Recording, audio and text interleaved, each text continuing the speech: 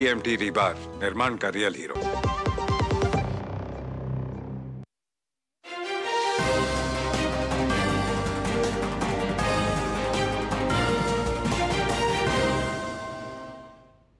नमस्कार, आप देख रहे हैं समाचार। आपके साथ मैं हूं पराक्रम से। शेखावत बताएंगे आपको इस वक्त की बड़ी खबरें।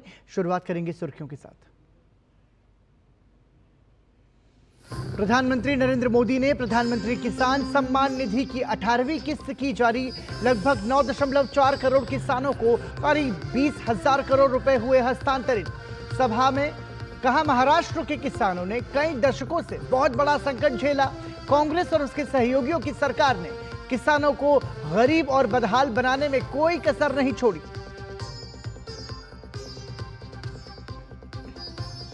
हरियाणा में दोपहर 3 बजे तक करीब 49.13% मतदान दर्ज। नायब सैनी भूपिंदर हुड्डा, विनेश फोगाट और दुष्यंत चौटाला समेत 1031 उम्मीदवारों की किस्मत दांव पर।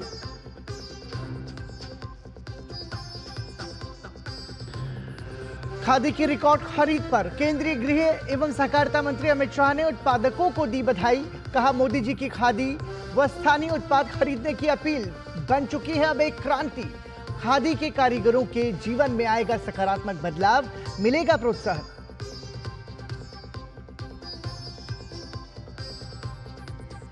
पश्चिम बंगाल के 24 परगना में 11 साल की बच्ची के साथ गैंगरेप के बाद हत्या से लोगों में गुस्सा। नदी किनारे फेंका शव। प्राथमिकी दर्ज नहीं करने पर गांव वालों ने थाने में किया प्रदर्शन। भाजपा नेता डॉक्टर सुकांत मजूमदार ने कहा, ममता बनर्जी ने एफआईआर दर्ज न करने को कहा।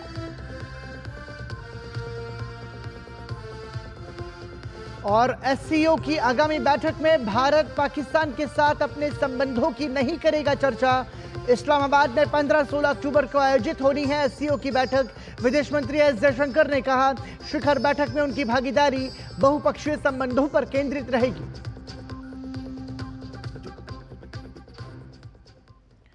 और सुर्खियों के बाद अब खबरों पर नजर डालेंगे विस्तार से। किसानों को सशक्त बनाने की अपनी प्रतिबद्धता के अनुरूप प्रधानमंत्री ने लगभग 9.4 करोड़ किसानों को लगभग 20,000 करोड़ रुपए की प्रधानमंत्री किसान सम्मान निधि की 18वीं किस्त जारी की। इसके अलावा प्रधानमंत्री ने नमो श्वेतकारी महासम्मान निधि योजना की 5वीं किस्त भी जारी की, जिसके तहत लगभग 2,000 करोड़ रुपए वितरित किए गए। कृषि अवसंरचना कोष AIF के तहत 1,920 करोड़ रुपए से अधिक की 7,500 से अधिक परियोजनाएं राष्ट्र को समर्पित की।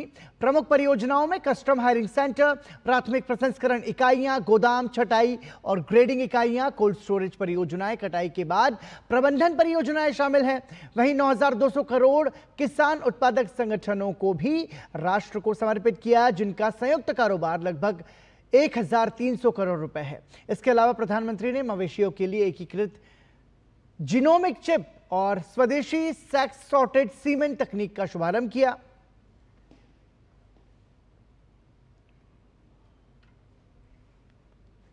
प्रधानमंत्री ने मुख्यमंत्री सौर कृषि वाहिनी योजना 2.0 के तहत पूरे महाराष्ट्र में 19 मेगावाट की कुल क्षमता वाले 5 सौर पार्कों का लोकार्पण किया। कार्यक्रम के दौरान उन्होंने मुख्यमंत्री माझी लड़की बहन योजना के लाभार्थियों को सम्मानित भी किया। उन्होंने कहा कि कांग्रेस कभी भी वंचितों, दलितों को सम्मान नहीं देना चाहती है, वो आपस में लड़वाने की नीति अपनाती है। बीजेपी अपनी नीतियों से वंचित समाज को आगे बढ़ाना चाहती है, जबकि कांग्रेस सिर्फ लूटना जानती है। कांग्रेस गरीब को गरीब बनाकर रखना चाहती है। कमजोर और गरीब भारत कांग्रेस को उसकी राजनीति को बहुत सूट करता है। इसलिए आप सभी को कांग्रेस से बहुत सावधान रहना है। आज कांग्रेस को पूरी तरह से अर्बन नक्सल का गिरोह चला रहा है। कांग्रेस को लगता है कि अगर सब एक हो गए तो देश को बांटने का उनका एजेंडा फेल हो जाएगा। इसलिए हमें आपस में लड़वाना चाहते हैं। पूरा देश देख रहा है कांग्रेस के खतरनाक एजेंडों को। विकास सपोर्ट, किसका सपोर्ट मिल रहा है? जो लोग भारत को आगे बढ़ने से रोकना चाहते हैं, वो इन दिनों कांग्रेस के सबसे करीबी दोस्त हैं। इसलिए समय एक होने का है। हमारी एकता ही देश को बचाएगी। प्रधानमंत्री ने दिल्ली में पकड़ी गई ड्रग्स और उसके सरगना पर राजनीतिक वार किया। उन्होंने कहा कि ड्रग्स माफिया का मुख्य आरोपी कांग्रेस से जुड़ा था। क्या कांग्रेस युवाओं को नशे की लत में धकेलना चाहती है? खबरों में देखा होगा, अभी दिल्ली में हजारों करोड़ रुपए का ड्रग्स पकड़ा गया। और देखिए दुख की बात, इस ड्रग्स रैकेट का मुख्य सरगना कौन निकला? कांग्रेस का एक नेता उसका मुख्य सरगना निकला।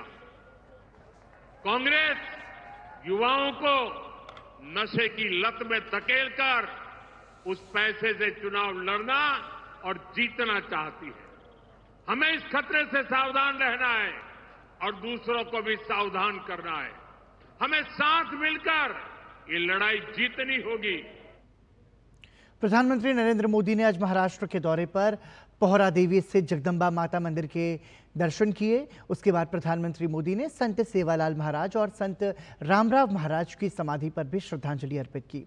बंजारा समाज के संत रामराव महाराज ने पोहरा देवी जगदंबा माता मंदिर भक्ति धाम की स्थापना की थी।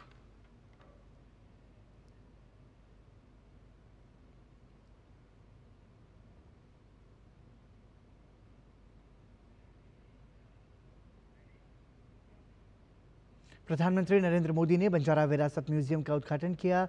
इसमें बंजारा समुदाय की समृद्ध विरासत को प्रदर्शित किया गया है।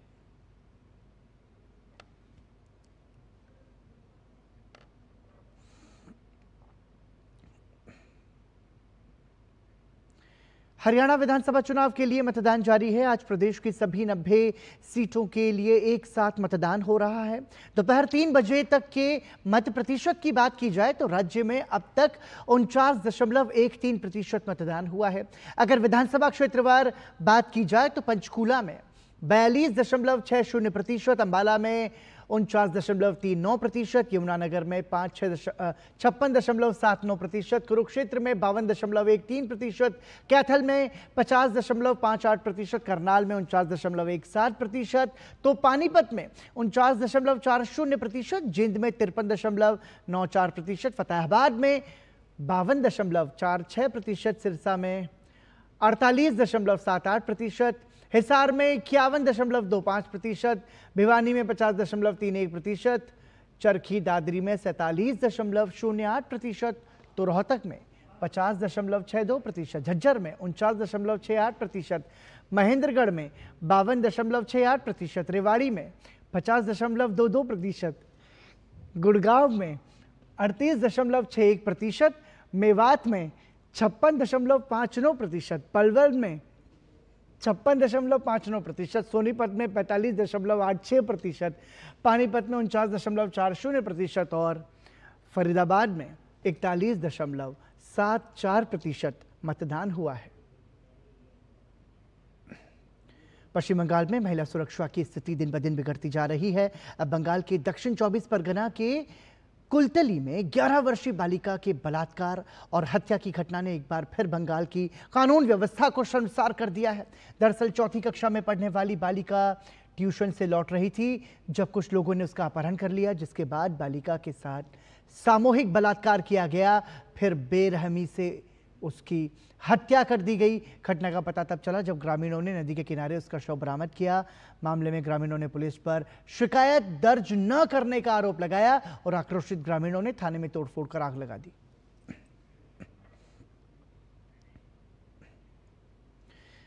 केंद्रीय मंत्री सुकांत मजूमदार ने पश्चिम बंगाल के जयनगर में मासूम के साथ हुई दरिंदगी पर दुख जताते हुए कहा कि ममता बनर्जी का प्रशासन पर कोई नियंत्रण नहीं है। ममता बनर्जी ने पुलिस को एफआईआर दर्ज न करने को कहा क्योंकि एनसीआरबी के पास पश्चिम बंगाल में बलात्कार की बढ़ती घटनाओं के आंकड़े बढ़ते जा रहे हैं। इसलिए परिवार और गांव वालों की शिकायत के बावजूद पश्चिम बंगाल की पुलिस ने मामला दर्ज नहीं किया। घटना जयनगर में एक मासूम के साथ जो घृणित घटना घटी, वो दर्शाता है कि ममता बनर्जी का कोई कंट्रोल नहीं है प्रशासन के ऊपर और प्रशासन पूरी तरीके से पॉलिटिकल हो चुकी है। ममता बनर्जी ने मना किया था कि एफआईआर आप मत करिए, पहले आप छानबीन करिए फिर एफआईआर करिए, क्योंकि एनसीआरबी में डेटा जा रहा था कि बंगाल में रेप और मर्डर की घटना बढ़ रही है। इसलिए परिवार के बोलने के बावजूद, गांव वालों के बोलने के बावजूद पुलिस ने एफआईआर दर्ज नहीं की, मिसिंग डायरी नहीं की। और इस नाबालिग के साथ जिस तरीके का दुष्कर्म हुआ है ये बहुत ही खतरनाक है। और मुझे लगता है कि इस तरीके से घटना अगर बंगाल में बार बार घट रही है तो ममता बनर्जी की कोई लीगल या मोरल कोई उनको राइट नहीं है अपने पद पर बने रहने। पश्चिम बंगाल विधानसभा में नेता विपक्ष शुवेंदु अधिकारी ने एक बार फिर ममता सरकार पर धर्म के आधार पर भेदभाव करने का आरोप लगाया है। सोशल मीडिया प्लेटफॉर्म एक्स पर पोस्ट करके उन्होंने लिखा कि पश्चिम बंगाल परिवहन अवसंरचना विकास निगम और पश्चिम बंगाल परिवहन निगम ने जेटी और घाटों के लिए पूर्णतः अनुबंध के आधार पर जल साथियों को नियुक्त किया, जो जेट्टी और घाटों पर यात्री सुरक्षा के संबंध में मानक संचालन प्रक्रिया का अनुपालन सुनिश्चित करते हैं। पिछले 6 वर्षों में ये जल साथी जेट्टी और घाटों पर काम कर रहे हैं। शुवेंदु अधिकारी ने कहा कि इस साल जल साथियों को बोनस देते समय ममता बनर्जी सरकार ने अनैतिक रूप से उनके बीच भेदभाव किया। मुस्लिम त्योहारों के समय बोनस पाने के पात्र कर्मचारियों को 6,000 रुपए बोनस के रूप में मिले और दुर्गा पूजा के दौरान बोनस पाने के पात्र कर्मचारियों को केवल 3,600 रुपए ही मिले। शुवेंदु अधिकारी ने आरोप लगाया कि पिछले वर्ष भी सिविक वॉलंटियर्स के बीच भेदभाव किया गया था, लेकिन धर्म के आधार पर कर्मचारियों को के साथ भेदभाव करना और एक ही श्रेणी के कर्मचारियों को अलग अलग राशि का भुगतान करना अनैतिक और असंवैधानिक है। राज्य सरकार ऐसा नहीं कर सकती। भाजपा नेता ने राज्य सरकार से हिंदू कर्मचारियों को भी उनके मुस्लिम सहकर्मियों के बराबर बोनस देने की मांग की। साथ ही उन्होंने सीएसटीसी, एनबीएसटीसी और एसबीएसटीसी के कर्मचारियों के साथ एक जैसा व्यवहार करने की बात कही। शिक्षा में गुणात्मक सुधार के लिए हिमाचल प्रदेश की सुक्खू सरकार अब उत्तर प्रदेश का शिक्षा मॉडल अपनाएगी। हाल ही में उत्तर प्रदेश का दौरा करके लौटे शिक्षा मंत्री रोहित ठाकुर ने जानकारी दी। उन्होंने कहा कि शिक्षा में गुणात्मक कार्यों के आदान प्रदान पर हिमाचल और उत्तर प्रदेश सरकार के बीच सहमति बनी है। अपने विभाग की संबंधित बैठक रखी है जिसमें उत्तर प्रदेश जो हिमाचल पूरे भारतवर्ष का सबसे बड़ा आपका प्रदेश है उसमें किस तरीके से हमारा एजुकेशन आगे बढ़ रही है, वहाँ की जो बेस्ट प्रैक्टिसेस है उसको हम कैसे प्रदेश में लाए और यहाँ की जो एक अच्छी शिक्षा की जगत में अच्छे कार्य हुए हिमाचल प्रदेश के उसके बारे में परस्पर वहाँ के माननीय मुख्यमंत्री योगी जी से चर्चा हुई और इससे संबंधित आज हमने बैठक रखी है जिसमें इसके अलावा जो गुणात्मक शिक्षा के प्रति हमारी सरकार वचनबद्ध है इसके बारे में विस्तार से चर्चा होगी। मुख्यमंत्री योगी आदित्यनाथ ने आज लखनऊ में अमेठी में हुई नृशंस हत्याकांड के पीड़ित परिजनों से भेंट की। उन्होंने पीड़ित परिजनों को दोषियों पर कठोरतम कार्रवाई का आश्वासन दिया। इस मौके पर ऊंचाहार विधानसभा क्षेत्र के विधायक मनोज पांडेय भी उपस्थित रहे। छत्तीसगढ़ के बस्तर में लाल आतंक के खात्मे के लिए पूरे बस्तर में एंटी नक्सल ऑपरेशन चलाया जा रहा है, जिससे ऑपरेशन में लगातार सुरक्षा बलों को सफलता मिल रही है। इस वर्ष 2024 में जवानों और नक्सलियों के बीच हुए एनकाउंटर में अब तक 188 से ज्यादा नक्सली ढेर हो चुके हैं। देखिए हमारे संवाददाता सोमेश पटेल की छत्तीसगढ़ के बस्तर से ये ग्राउंड रिपोर्ट। छत्तीसगढ़ के दांतेवाड़ा नारायणपुर सीमा पर सुरक्षा बलों और नक्सलियों के बीच मुठभेड़ में 31 नक्सली मारे गए हैं। इसके साथ ही नक्सलियों के पास से बड़ी संख्या में ऑटोमेटेड हथियार बरामद किए गए हैं। ये मुठभेड़ जिले के अबूझमाड़ क्षेत्र में हुई। बस्तर संभाग में चल रहे नक्सल विरोधी अभियान के तहत इस साल 663 माओवादियों को बीते 8 महीनों में गिरफ्तार किया गया है। वहीं 556 माओवादियों ने नक्सल संगठन छोड़कर आत्मसमर्पण किया है। बस्तर में अब तक 188 से ज्यादा नक्सलियों को जवानों ने मार गिराया है। बस्तर क्षेत्र में दंतेवाड़ा और नारायणपुर सहित 7 जिले शामिल हैं। बस्तर में एंटी नक्सल ऑपरेशन को बड़ी सफलता मिल रही है। जिस तरह से नक्सलियों का नक्सलगढ़ से सफाया हो रहा है, उससे फोर्स का मनोबल लगातार बढ़ रहा है। केंद्रीय गृह मंत्री अमित शाह ने कहा था कि नक्सली या तो हथियार छोड़ दें या फिर सीने पर गोली खाएं। छत्तीसगढ़ के सीएम विष्णुदेव साय ने कहा कि नारायणपुर दंतेवाड़ा जिले के सीमावर्ती क्षेत्र में सुरक्षा बल के जवानों की नक्सलियों के साथ हुई मुठभेड़ में 28 से ज्यादा नक्सलियों को जवानों ने मार गिराया है। जवानों को मिली यह बड़ी कामयाबी सराहनीय है। उनके हौसले और अदम्य साहस को नमन करता हूं।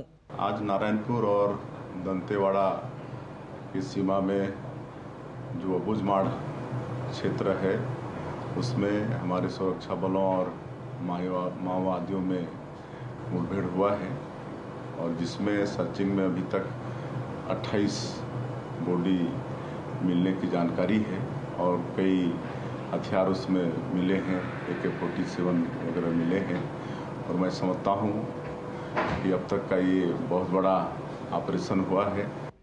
बस्तर क्षेत्र के पुलिस महानिरीक्षक सुंदर राज पी का कहना है कि नारायणपुर दंतेवाड़ा जिले की सीमा में अबूझमाड़ के थुलथुली गांव के जंगल में सुरक्षा बलों ने मुठभेड़ में 31 नक्सलियों को मार गिराया है। अब तक का ये सबसे बड़ा नक्सल ऑपरेशन है। जिला दंतेवाड़ा एवं नारायणपुर की सीमावर्ती अबूझमाड़ क्षेत्र अंतर्गत पूर्वी बस्तर डिवीजन कमेटी के कैडर्स और कंपनी नंबर 6 और पेट्रोल नंबर 16 इत्यादि माओवादी संगठन के उपस्थिति का सूचना के आधार पर 3 अक्टूबर को दंतेवाड़ा एवं नारायणपुर का DRG टीम साथ में STF के बल अभियान के लिए रवाना किए गए थे। अभियान के दौरान कल दिनांक 4 अक्टूबर को सवेरे लगभग 11-12 बजे से लगातार अनेक बार माओवादी पुलिस बल के बीच मुठभेड़ हुई थी। मुठभेड़ के पश्चात इलाका का सर्चिंग के दौरान अब तक कुल 31 माओवादियों को डेड बॉडी रिकवर की गई थी। ऑपरेशन में इतने ज्यादा नक्सलियों का मारा जाना सुरक्षा बलों के लिए बड़ी कामयाबी है।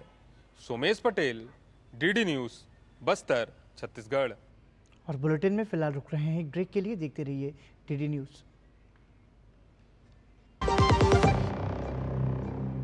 बेटियां घर की रौनक हैं। बेटियां घर संवारती हैं। बेटियां पीढ़ियां सजाती हैं। बेटियां घर की बुनियाद कहलाती हैं। बेटियों को सलाम करता है मोंगिया स्टील, स्टील का बादशाह। सुरक्षा की गारंटी हर चीज में जरूरी है, चाहे वो मुश्किल स्टंट हो या अच्छी फसल। इसलिए ले आइए IIL के ट्रैक्टर ब्रांड का शिनबा, जो देता है सुंडी और ट्रिप से सुरक्षा की गारंटी। आपके घर के खाने में रेस्टोरेंट जैसा स्वाद ले आए MDH का शाही पनीर मसाला। पनीर को क्या मस्त बना डाला। बात जब पीढ़ियों के लिए बनने वाले घर की हो तो जिम्मेदारी बड़ी हो जाती है। गैलेंट समझता है ये जिम्मेदारी। अब MM रिब्स के साथ गैलेंट एडवांस TMT रीबार, निर्माण का रियल हीरो। विदेश मंत्री डॉक्टर एस जयशंकर ने दिल्ली के IC सेंटर फॉर गवर्नेंस द्वारा आयोजित गवर्नेंस पर सरदार पटेल व्याख्यान को संबोधित किया। उन्होंने कहा कि सरदार पटेल जम्मू और कश्मीर के प्रश्न पर संयुक्त राष्ट्र में जाने के खिलाफ थे। उन्होंने जूनागढ़ हैदराबाद के मामले में इसका विरोध किया था। वो इस बात को लेकर बहुत स्पष्ट थे कि भारत को अपने मुद्दे को अन्य शक्तियों के सामने नहीं छोड़ना चाहिए। Was opposed to going to the United Nations at all. He had resisted this in the case of Junagadh, and he had resisted this in the case of Hyderabad as well. And his logic was a logic of very basic realism, that India should not submit its issues to the judgment and to the interests of other powers. Sadly for all of us and for our nation, his caution was disregarded. विदेश मंत्री doctor S Jaishankar ने दिल्ली के IC centre for governance में कहा कि मध्य पूर्व की घटनाएं एक अवसर नहीं है बल्कि एक गहरी चिंता का कारण है। उन्होंने कहा कि मध्य पूर्व की घटनाएं सभी को प्रभावित कर रही हैं। Middle East is not opportunity. Middle East is a cause of great concern, deep worry.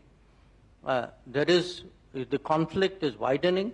What we saw as a terrorist attack, then the response, then we saw what happened in Gaza, now you're seeing it in, Lebanon, exchange of between Israel and Iran, the Houthis firing on the Red Sea. This is actually costing us. It's not that somebody is neutral and you benefit. उपराष्ट्रपति जगदीप धनखड़ ने नई दिल्ली में आयोजित एक सम्मेलन में कहा कि उत्तर पूर्व के विकास को प्रधानमंत्री नए आयाम पर ले गए हैं। बीते दशक में उत्तर पूर्व में आधारभूत संरचना के विकास के लिए बहुत काम हुए हैं। उत्तर पूर्व में पर्यटन उद्योग के विकास से न सिर्फ वहां अर्थव्यवस्था में सुधार होगा बल्कि युवाओं को रोजगार भी हासिल होगा। Mr. Modi took it to the next level. Look east, act east.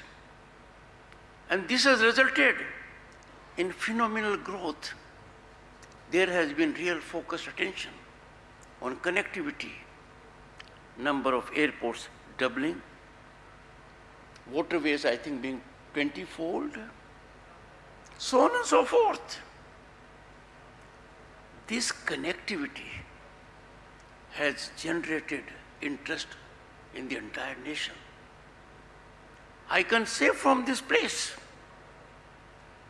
that this area is a natural heaven for tourists, and tourism by itself can drive the economic engine of a region. साथ ही उपराष्ट्रपति जगदीप धनखड़ ने कहा कि media को सकारात्मक भूमिका निभाते हुए भ्रामक खबरों और झूठे नैरेटिव से सतर्क रहने की आवश्यकता है। Personal interests, partisan interests cannot overtake national interests. I see this happening. I would want and urge media to take a stand on anti-national narratives. I urge the media to take a stand on misinformation and disinformation. I want media to take a stand on comparable growth trajectory of large economies. The disproportionate attention being bestowed by the media on issues that merit only a small attention. पत्तन, पोत परिवहन और जलमार्ग मंत्री सर्बानंद सोनोवाल ने असमिया को शास्त्रीय भाषा का दर्जा दिए जाने पर प्रधानमंत्री का आभार व्यक्त किया है। उन्होंने इसे असमवासियों के सम्मान से जोड़ते हुए कहा कि इससे असमिया भाषा का गौरव और बढ़ेगा। हमारी कैबिनेट हुई और परम आदरणीय प्रधानमंत्री जी ने 5 भाषाओं का साथ असमिया भाषा को क्लासिकल स्टेटस दी है। ये जो मर्यादा, ये जो हमें गरिमा, जो हमें स्वीकृति मिली है, तो इसके लिए मैं सारी आसामी सोसाइटी की तरफ से देश के आदर्शवादी नेता, दुनिया के सबसे लोकप्रिय नेता प्रधानमंत्री नरेंद्र मोदी जी को हृदय से आभार व्यक्त करना चाहता हूं। अब जो स्वीकृति मिली है, ये बहुत साल की तपस्या और मेहनत का फल है। और बुलेटिन में रुक रहे हैं एक छोटे से ब्रेक के लिए। देखते रहिए डीडी न्यूज़।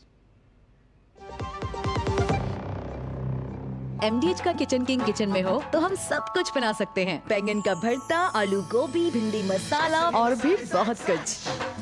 MDH भैया, घर का किराया देना था, कुछ पैसे। इस महीने तो गाड़ी की EMI जानी है ना, अगले महीने पक्का। चलता हूँ। आपके बाद फैमिली को किसी के आगे हाथ ना फैलाना पड़े। आज ही लीजिए पॉलिसी बाजार पे 2 करोड़ का टर्म लाइफ इंश्योरेंस, सिर्फ 690 रुपए महीने से शुरू। बात जब पीढ़ियों के लिए बनने वाले घर की हो तो जिम्मेदारी बड़ी हो जाती है। गैलेंट समझता है ये जिम्मेदारी। अब डबल M रिब्स के साथ गैलेंट एडवांस TMT रीबार, निर्माण का रियल हीरो। भाग्यशाली महसूस करते हैं। आइए तालियों की गूंज के साथ और जय जयकार के साथ इस पल को सजाएंगे।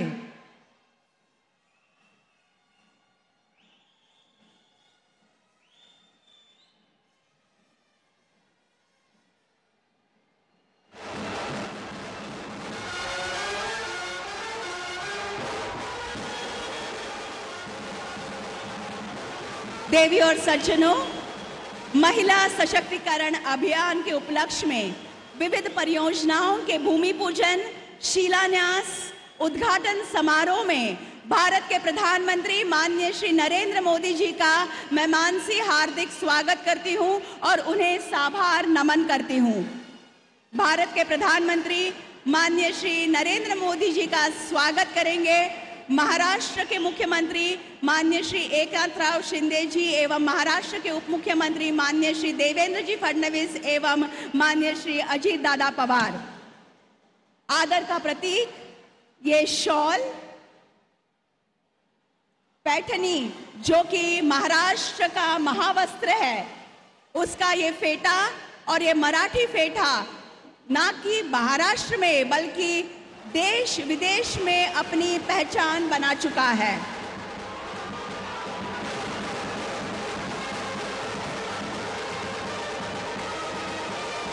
प्रेमाचं प्रतीक या फुलांचा स्वीकार झालेला आहे। और अब ठाणे के श्री कोपनेश्वर मंदिर के शिवलिंग की प्रतिकृति, स्वागत सम्मान की अगली कड़ी, शुभ पवित्र मंगलमय शिवलिंग।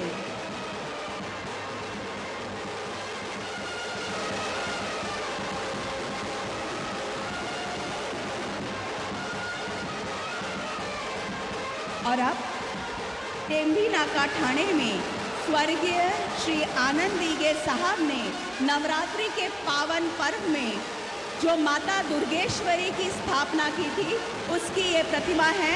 नवरात्रि के पावन पर्व में माता दुर्गेश्वरी की ये प्रतिमा। धन्यवाद। और अब महाराष्ट्र के उप मुख्यमंत्री माननीय श्री अजीत दादा पवार जी से मैं स्वागत संबोधन हेतु अनुरोध करती हूं।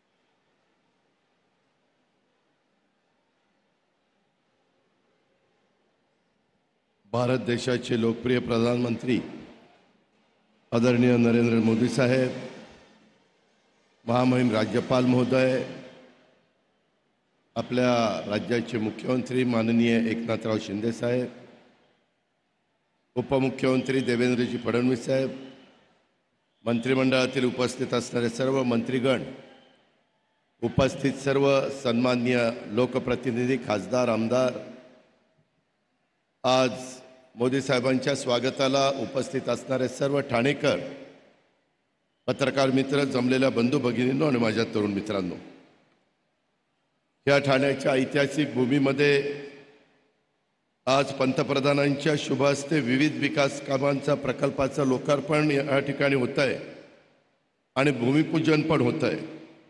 यात प्रामुख्याने अनेक वर्ष माझ्या ठाणेकरांचं स्वप्न होतं की एकात्मिक इंटिग्रेटेड बाह्य मेट्रो रेल्वे प्रकल्प इथं व्हावा। नैना क्षेत्रातील प्रकल्पामध्ये देखील TPS-2 आणि ते TPS-7 मधील एकात्मिक पायाभूत सुविधांच्या विकास कामाची पायाभरणी व्हावी। उन्नत पूर्व मुक्त मार्ग विस्तार, छेडानगर घाटकोपर ते आनंदनगर ठाणे आणि ठाणे महानगरपालिकेच्या मुख्यालय इमारतीचा पायाभरणी, हे सगळे कार्यक्रम आज आपल्या इथं होत आहेत। मी सुरुवातीलाच या परिसरामध्ये आदरणीय पंतप्रधान साहेब आले, त्यांचं तमाम ठाणेकरांच्या वतीनं, महाराष्ट्राच्या जनतेच्या वतीनं मनापासून स्वागत करतो। आपल्या सर्वांच्या दृष्टीनं मी त्याचा उल्लेख मगाशी वाशिमच्या परिसरामध्ये केला। पंतप्रधानांनी तिसऱ्यांदा देशाची सूत्र हातामध्ये घेतल्यानंतर पहिल्या 100 दिवसामध्ये अनेक महत्त्वाचे निर्णय तुमच्या माझ्या महाराष्ट्राकरता घेतले, देशाकरता तर घेतले। त्याच्यामध्ये वाढवणचं बंदर असेल जवळपास पाऊण लाख कोटी रुपयांचं, त्याचबरोबर बरेच वर्ष आपल्या सगळ्यांची इच्छा होती मराठी भाषेला अभिजात भाषेचा दर्जा मिळावा, ही प्रत्येक मराठी माणसाची आणि मराठी प्रेमींची इच्छा होती आणि ही मागणी या दिवसाची प्रत्येक माणूस आतुरतेने वाट पाहत होता। ती मागणी अभिजात भाषेचा दर्जा देण्याची देशाचे लोकप्रिय पंतप्रधान नरेंद्र मोदी साहेबांनी ती काल पूर्ण केली आणि त्याचा मनस्वी आनंद आणि अभिमान तमाम माझ्या महाराष्ट्रातल्या जनतेला, मराठी भाषिकांना आहे। महाराष्ट्रासाठी अभिमानास्पद निर्णय घेतल्याबद्दल मी पंतप्रधान नरेंद्र मोदी साहेब आणि संपूर्ण केंद्रीय मंत्रिमंडळाचं मनापासून स्वागत करतो। गेल्या 10 वर्षापासून देशाचा विकासाचा ध्यास घेतलेले आदरणीय मोदी साहेबांचे अहोरात्र देशाची आणि देशवासियांची सेवा ते करतायत। सलग तिसऱ्यांदा देशाचं नेतृत्व करण्याचा बहुमान हा आदरणीय मोदी साहेबांना मिळाला आहे.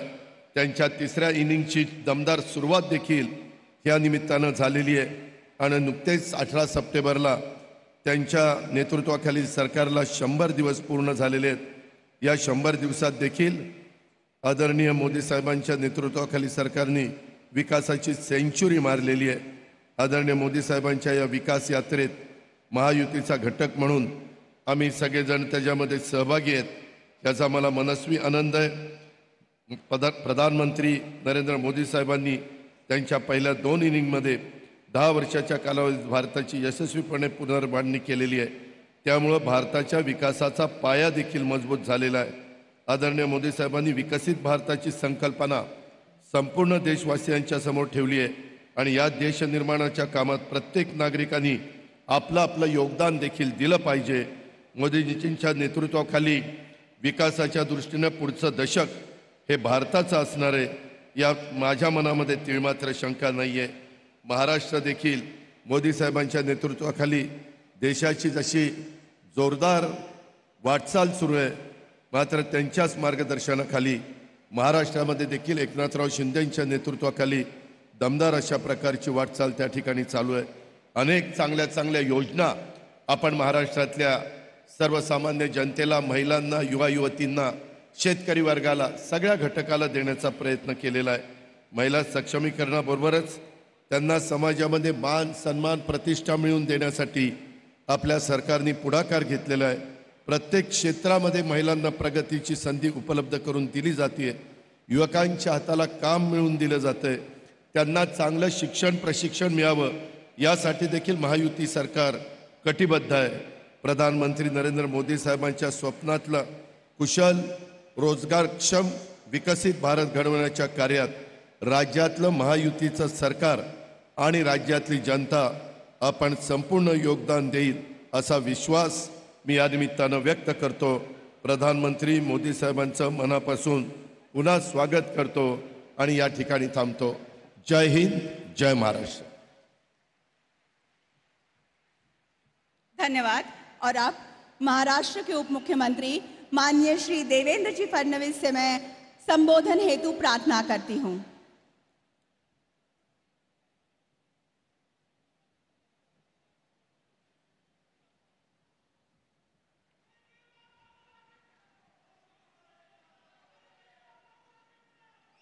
छत्रपति शिवाजी महाराज की, धर्मवीर छत्रपति संभाजी महाराज की जय भवानी, जय भवानी, जय जय जय जय जय भवानी,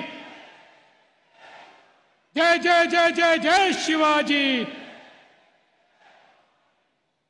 हिंदवी स्वराज्याचे सरसंस्थापक छत्रपती शिवरायांना मानाचा मुजरा करतो. भारतीय राज्यघटनेचे शिल्पकार भारतरत्न डॉक्टर बाबासाहेब आंबेडकर यांना मानवंदना अर्पित करतो. मंचावर उपस्थित अखिल विश्वातील सर्वाधिक लोकप्रिय नेते आणि आपल्या भारताचे पंतप्रधान माननीय नरेंद्र मोदीजी यांचं संपूर्ण ठाण्याच्या वतीनं आणि महाराष्ट्राच्या वतीनं या ठिकाणी मी स्वागत करतो. मंचावर उपस्थित असलेले माननीय राज्यपालजी, ठाण्याचे सुपुत्र आणि महाराष्ट्राचे लोकप्रिय मुख्यमंत्री माननीय एकनाथराव शिंदेजी, उपमुख्यमंत्री अजितदादा पवार, मंचावर उपस्थित असलेले मंत्रिमंडळातील आमचे सर्व सहकारी, सर्व सन्माननीय खासदार, सन्माननीय आमदार आणि या ठिकाणी इतक्या मोठ्या संख्येने उपस्थित असलेल्या आमच्या तमाम लाडक्या बहिणींनो आणि तितक्याच लाडक्या भावांनो, आज आपल्या सर्वांकरता अत्यंत आनंदाची गोष्ट आहे की विविध कामांचं उद्घाटन आणि भूमिपूजन करण्याकरता माननीय मोदीजी आपल्यामध्ये या ठिकाणी उपस्थित आहेत. पहिल्यांदा जगभरातील मराठी माणसाच्या माध्यमातून मी माननीय मोदीजींचे आभार मानतो की आपल्या माय मराठीला मोदीजींनी अभिजात भाषेचा दर्जा दिला. माय मराठीची ही जी पूजा मोदीजींच्या माध्यमातून झाली त्याबद्दल त्यांचे मनापासून आभार मानतो. आज मला या गोष्टीचा आनंद आहे की MMR रिजन मध्ये खूप मोठ्या प्रमाणात विकासाची कामं आजच्या या कार्यक्रमातनं या ठिकाणी आपण हाती घेतली आहे. सगळ्यात महत्त्वाचं मुंबईची मेट्रो 3 40 किलोमीटरची अंडरग्राऊंड मेट्रो, एशियातली सगळ्यात मोठी लाईन, आज त्याच्या पहिल्या टप्प्याचं उद्घाटन हे मोदीजी या ठिकाणी करतायत. सगळ्यात महत्त्वाचं काय आहे, आता नवरात्र चाललेलं आहे. नवरात्रामध्ये माननीय मोदीजी 9 दिवस फक्त पाणी पिऊन राहतात, त्या ठिकाणी उपास करतात आणि आपल्या आईची आराधना करतात. आपली आई महिषासुरमर्दिनी आहे, पण ही जी मेट्रो 3 आहे ही कोणाच्या तरी गर्वाचं मर्दन करणारी, कोणाच्या तरी गर्वाचं हरण करणारी अशा प्रकारची मेट्रो 3 आहे. कारण या मेट्रो 3 ला महाविकास आघाडीचं सरकार आल्यानंतर स्थगिती देण्यात आली. हजारो कोटी रुपये खर्च झाल्यानंतर केवळ कोणाचा तरी इगो दुखावला म्हणून या ठिकाणी स्थगिती देण्यात आली. सर्वोच्च न्यायालयाने सांगितलं ही अतिशय ग्रीन अशा प्रकारची मेट्रो आहे, पर्यावरणाला साथ देणारी मेट्रो आहे, पर्यावरणाचं संवर्धन करणारी मेट्रो आहे. पण दुर्दैवाने आमच्या उद्धवजींचा काय इगो दुखावला मला माहिती नाही, त्यांनी याला स्थगिती दिली. पण मला आनंद वाटतो या मेट्रो करता पुन्हा एकदा आमच्या एकनाथराव शिंदेजींच्या नेतृत्वात नवीन सरकार आलं आणि अत्यंत वेगानं या मेट्रोचं काम आम्ही पूर्ण केलं. आज पहिल्या टप्प्याचं उद्घाटन होत आहे. मी माननीय मोदी साहेबांचे आभार मानेन. मोदी जी, ये मेट्रो अंडरग्राउंड मेट्रो हमको मिली, इसका कारण आपकी और जापान की जो दोस्ती है और स्वर्गीय शिंजो आबे साहब के साथ आपकी जो मित्रता थी, उसके कारण जापान की सरकार ने, जायका ने इसको पूरी मदद की और आज ये मेट्रो यहाँ पर तैयार हो रही है. आणि मुंबईमध्ये रोज 17 लाख प्रवासी या मेट्रो मध्ये प्रवास करतील. लोकांच्या जीवनामध्ये अतिशय सुखाचे क्षण या ठिकाणी येतील. त्यासोबत ठाण्यामध्ये अंतर्गत रिंग मेट्रो, त्याचं देखील आज भूमिपूजन होत आहे. मी मुख्यमंत्री महोदय, प्रधानमंत्री महोदयांचे आभार मानेन की यांनी ठाण्यातला ट्रॅफिक हा दूर करण्याकरता, कमी करण्याकरता, लोकांना जीवन सुकर व्हावं याकरता ही मेट्रो या ठिकाणी आणली. आणि त्यासोबत सगळ्यात महत्वाचं ईस्टर्न फ्रीवे आता थेट ठाण्यापर्यंत येणार आहे. म्हणजे ठाणे आणि मुंबई यांच्यात आता केवळ 20 मिनिटाचं अंतर उरणार आहे. त्याचंही भूमिपूजन आज या ठिकाणी होत आहे. नैना, जे मुंबईपेक्षा 3 पट मोठी मुंबई ज्या ठिकाणी होणार आहे, अशा प्रकारचं आमचं या ठिकाणी अटल सेतू आणि नवीन एअरपोर्टच्या मधला जो भाग आहे त्याची देखील सुरुवात आज या ठिकाणी होते आहे. आणि ठाणे महानगरपालिकेच्या मुख्यालयाचे भूमिपूजन होत आहे. आणि हे सगळं करण्याकरता 21व्या शतकाचा वेध घेणारे आणि छत्रपती शिवरायांना आपला आदर्श मानून या ठिकाणी राज्य कारभार करणारे माननीय मोदीजी आलेले आहेत. त्यांचं मी मनपूर्वक स्वागत करतो. जाता जाता एकच गोष्ट सांगतो, आज राहुल गांधी कोल्हापूरला आले होते, त्यांना देखील छत्रपती शिवरायांची आठवण आली. मी त्यांना एवढंच सांगू इच्छितो, राहुल गांधीजी छत्रपती शिवरायांवर बोलायचं असेल तर पहिल्यांदा पंडित जवाहरलाल नेहरूंनी छत्रपती शिवरायांचा अपमान करणारं पुस्तक लिहिलंय. त्या पुस्तकाबद्दल तमाम शिवप्रेमींची माफी मागा आणि त्यानंतर छत्रपती शिवरायांवर बोलायचा अधिकार तुम्हाला आहे. अरे मोदीजींनी तर आपल्या कारकिर्दीची सुरुवात ही छत्रपती शिवरायांचं नमन करून केलेली आहे आणि सुरतमध्ये देखील छत्रपती शिवरायांचा पुतळा लावणारे नरेंद्र मोदीजी आहेत आणि म्हणून मी अधिक न बोलता मोदीजींचं स्वागत करतो आणि माझं बोलणं संपवतो. धन्यवाद. जय हिंद, जय महाराष्ट्र. बहुत बहुत धन्यवाद. और अब महाराष्ट्र के मुख्यमंत्री माननीय श्री एकनाथ राव शिंदे जी से मैं विनती करती हूं कि वे सभा को संबोधित करें.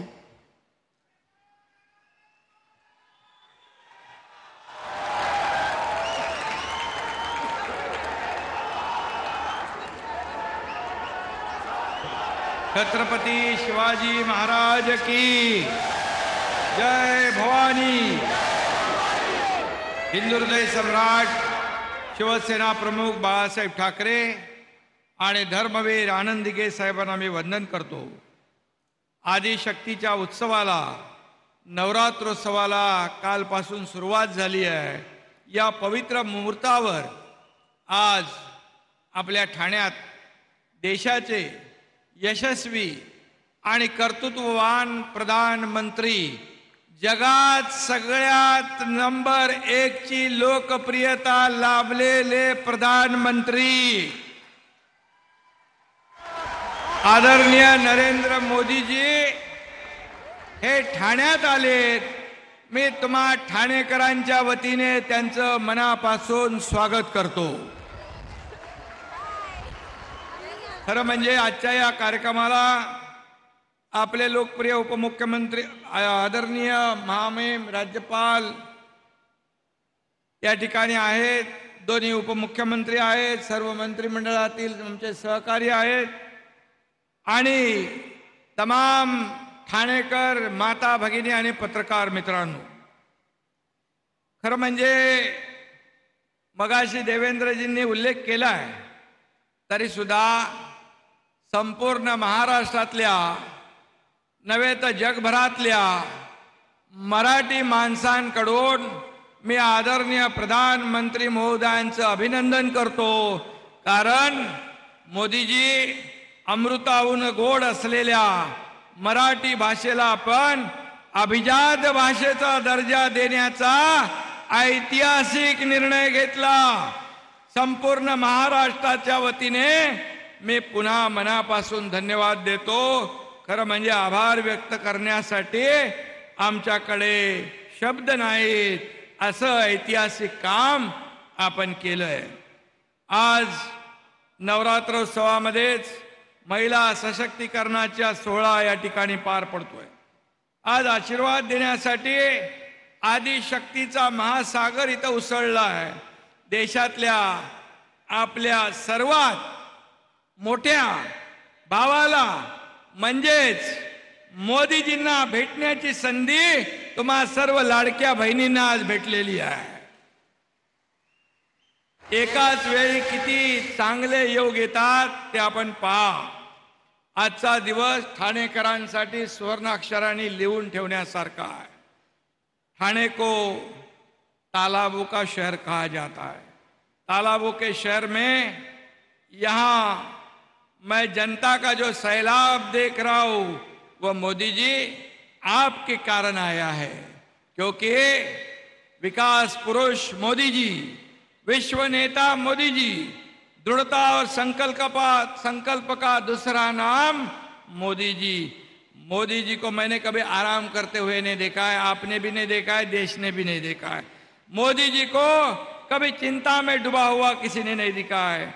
मोदी जी सिर्फ और सिर्फ विश्व गुरु भारत का सपना देखते हैं और इसलिए मोदी जी सिर्फ गति तथा प्रगति की बात करते हैं. और इसीलिए प्रधानमंत्री जी आपके इस दृढ़ता व संकल्प के कारण आज यहाँ ऐतिहासिक विकास कामों की परियोजनाओं की नींव रखी जा रही है. विकास आणि विश्वास ही मोदीजींची 2 रूपं आहे. मोदीजींच्या शुभ हस्ते महत्वाकांक्षी कामाचं भूमिपूजन होत आहे. मुंबई, ठाणे आणि रायगडसाठी आजचा दिवस खूप महत्वाचा आहे. इंटरनल मेट्रो होते 29 किलोमीटरची. ठाण्याची वाहतूक कोंडी दूर होती आहे. ठाणे महापालिकेच्या आयकॉनिक बिल्डिंग इमारतीचा पायाभरणी होती आहे. सध्याच्या फ्रीवेला खेडानगर ते ठाण्यापर्यंत आपण आणतोय. ठाणे ते मुंबई हा प्रवास सुसाट होणार आहे. नवी मुंबई एअरपोर्ट साठी आता टेक ऑफ साठी सज्ज झालेला आहे. सिडकोच्या नैना प्रकल्पात देखील मोठी इन्फ्राची कामं सुरू आहेत आणि म्हणून ही टाउनशिप मुंबई महानगराची शान वाढवणारी ठरेल. आणि म्हणून माननीय मोदीजींच्या हस्ते भूमिपूजन प्रकल्प पूर्ण होण्याची, म्हणजे भूमिपूजन प्रकल्प झाला म्हणजे तो प्रकल्प पूर्ण होण्याची गॅरंटी या ठिकाणी आपल्याला मिळते. याचं कारण यापूर्वी जे जे प्रकल्प मोदीजींनी भूमिपूजन केले त्याचं लोकार्पण करण्याचा मान आणि योग मोदीजींनाच मिळाला, हे फार कमी पाहायला मिळतंय. आणि म्हणून आज या लोकार्पणाला देखील मोदी साहेबांचे हात या ठिकाणी लाभतील यात माझ्या मनात कुठलीही शंका नाही. आणि आजचा सर्वात महत्त्वाचा आणि दृष्ट लागण्यासारखा लोकार्पण म्हणजे मुंबई मेट्रो 3चा पहिला टप्पा. त्याचं उदाहरण देवेंद्रजींनी दिलेलं आहे. महाआघाडी सरकारच्या बालहट्टामुळे हे काम बंद पाडलं, त्याची चौकशी लावा म्हणाले. मी काय चौकशी लावली नाही, नाही तर आता हा कार्यक्रमच झाला नसता. आणि म्हणून त्यांचा आग्रह होता की खऱ्या अर्थाने ही विकास कामं बंद करणं, अटल सेतू, समृद्धी, कोस्टल, किती प्रकल्प, मेट्रो, कारशेड सगळ्यामध्ये स्टे दिला. परंतु 2 वर्षापूर्वी 2 साल पहले इनका हम लोगों ने टांगा पलटी कर दिया और इसीलिए ये प्रकल्प आज आगे बढ़ रहे हैं. आणि म्हणून आज मी मुंबईकर, ठाणेकर सगळेच खुश आहेत. 20 लाख मुंबईकर, ठाणेकर या मेट्रोतून प्रवास करतील. हा प्रकल्प पूर्ण करण्यात खऱ्या अर्थाने सहभाग असलेल्या प्रत्येकाचं मी अभिनंदन करतो. तसंच अर्थसहाय्य जपानच्या जायकाने दिलं, त्यांनाही धन्यवाद देतो. मेट्रो 3चा बिकेशी ते कुलाबा हा दुसरा टप्पाही लवकरच सुरू होईल मार्चपर्यंत. आणि म्हणून मुंबईचा विकास हा ऐतिहासिक आहे. अटल सेतू, कोस्टल रोड, मोठमोठे प्रकल्प वेळेत पूर्ण होत आहेत. आज मुंबई काट टाकते, ठाणं काट टाकतंय, अख्खा महाराष्ट्र काट टाकतोय. आणि म्हणून महायुती सरकार सत्तेत येऊन आता 2.25 वर्ष झाली आहेत. लोकांच्या हिताचे प्रकल्प आणि कामं पूर्ण करताना आम्ही 3 गोष्टींची काळजी घेतली आहे. पंक्च्युअलिटी, रिलायबिलिटी आणि सस्टेनेबिलिटी. या 3 गोष्टी आम्ही केल्यात. म्हणजे वेळेमध्ये काम झालं पाहिजे, क्वालिटी काम झालं पाहिजे, यासाठी आम्ही लक्ष देतोय. त्यामुळे राज्यातल्या जनतेने आमच्यावर, महायुतीवर विश्वास दाखवलाय. आमचं सरकार आता लाडकं सरकार झालंय. तिकडे लाडके भाऊ समोर कुठंतरी लिहिलेलं आहे. आणि म्हणून 2.5 वर्षातली महाविकास आघाडीची कामं आपण बघा आणि 2.25 वर्षातलं आपल्या महायुतीचं काम बघा. आणि सिंचनापासून ते इन्फ्रास्ट्रक्चर पर्यंत, उद्योगापासून ते महिला सक्षमीकरणापर्यंत, तरुणांपासून ते ज्येष्ठांपर्यंत, परदेशी गुंतवणुकीपासून अगदी झोपडपट्टी पुनर्विकासापर्यंत प्रत्येक क्षेत्रात महाराष्ट्र आज नंबर 1ला आहे. हा आपला अभिमान आहे. आणि म्हणून त्याने 2.5 वर्ष आणि आमची 2.25 वर्ष याचा मांडा हिशोब दूध का दूध पाणी का पाणी होऊन जाऊ द्या. खरं म्हणजे कोविड रुग्णांची खिचडी खाणारे आम्ही नाही. गोर गरिबांचे अश्रू पुसणारे, त्यांच्या चेहऱ्यावर आनंद निर्माण करणारं आपलं गोरगरिबांचं सरकार आहे.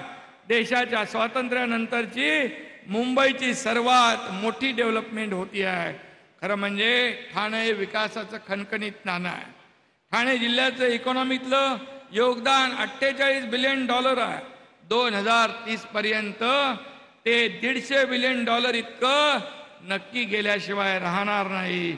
मुंबईचं जागतिक आर्थिक केंद्राचं स्वप्न आता दूर नाही. कारण मोदीजी म्हणाले महाराष्ट्र हे पॉवर स्टेशन होईल, मुंबई हे फिनटेक कॅपिटल होईल आणि नक्की हे डबल इंजिनचं सरकार या राज्याला पुढे घेऊन जाईल. नीती आयोग आम्हाला मुंबईच्या टोटल ट्रान्सफॉर्मेशनसाठी मदत आणि मार्गदर्शन करतोय. MMRDA आणि वर्ल्ड इकॉनॉमिक फोरममध्ये MOU झाला आहे. हे देखील फार मोठी अचीवमेंट आहे. आणि म्हणून एवढी डोंगरा एवढी कामं उभे राहत असताना विरोधक रोज आरोप शिव्याशाप, त्यांच्याकडे दुसरं काही नाही. पण आम्ही नेहमी सांगतो, तुमच्या आरोपांना आम्ही आरोपाने नाही कामातून उत्तर देऊ.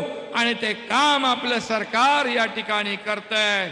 देवी दुर्गा आणि माझ्या समोर बसलेल्या साक्षात दुर्गा या असुरांचा नक्की संहार करतील, यात माझ्या मनात कोणतीही शंका नाही. आणि म्हणून मी आदरणीय प्रधानमंत्री महोदयांचं अभिनंदन यासाठी करीन की त्यांची अमेरिका यात्रा जी झाली त्यामध्ये टेक्नोलॉजी, व्यापार, त्याच्यामध्ये इन्वेस्टमेंट को लेकर चर्चा हुई. सेमीकंडक्टर, डिफेंस जैसे विभिन्न विषयों पर MOU किए गए. महाराष्ट्र में भी इसकी शुरुआत हुई है. नवी मुंबई में सेमीकंडक्टर का काम शुरू हुआ है. दावोस में 5 लाख से ज़्यादा MOU हुए हैं. लगभग 70% का काम शुरू हुआ है.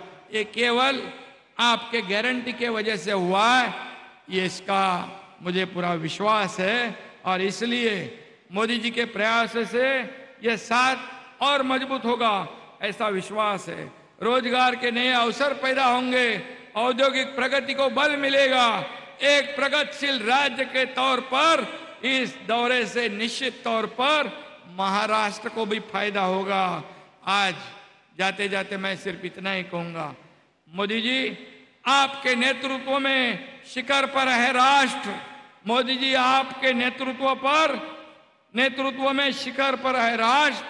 देश का गौरव बढ़ाने के लिए सदा साथ रहेगा महाराष्ट्र. धन्यवाद. जय हिंद, जय महाराष्ट्र.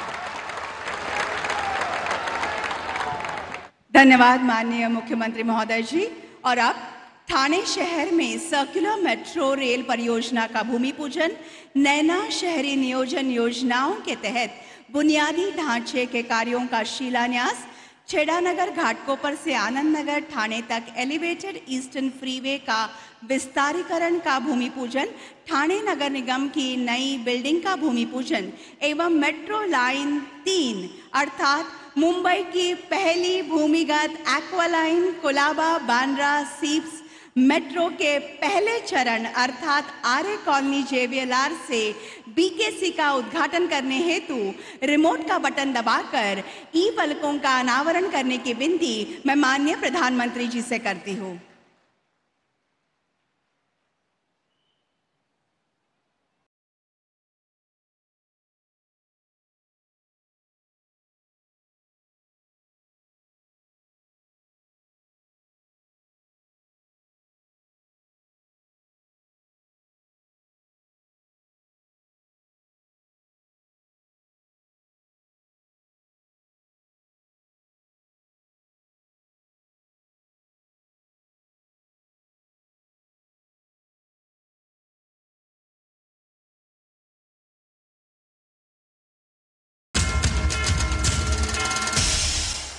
धन्यवाद. और अब इन सभी परियोजनाओं के बारे में एक फिल्म चलेगी. मैं आपका ध्यान स्क्रीन की तरफ आकर्षित करना चाहती हूं.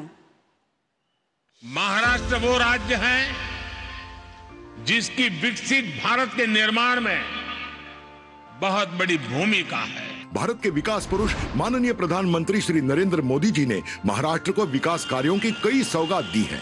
महाराष्ट्र सरकार ने इसी श्रृंखला के तहत अनेक नई परियोजनाओं को संकल्पित किया है. कोलाबा बांद्रा सीप्स मेट्रो का उद्घाटन, मुंबई मेट्रो लाइन 3 चरण 1 आर्य कॉलोनी JVLR से BKC, मुंबई की पहली भूमिगत परियोजना, कफ परेड से सीप्स तक जाने वाली ये कुल 33.5 किलोमीटर लंबी मुंबई की सबसे बड़ी भूमिगत मेट्रो है. हर रोज करीब 17 लाख यात्री इसका लाभ उठा पाएंगे.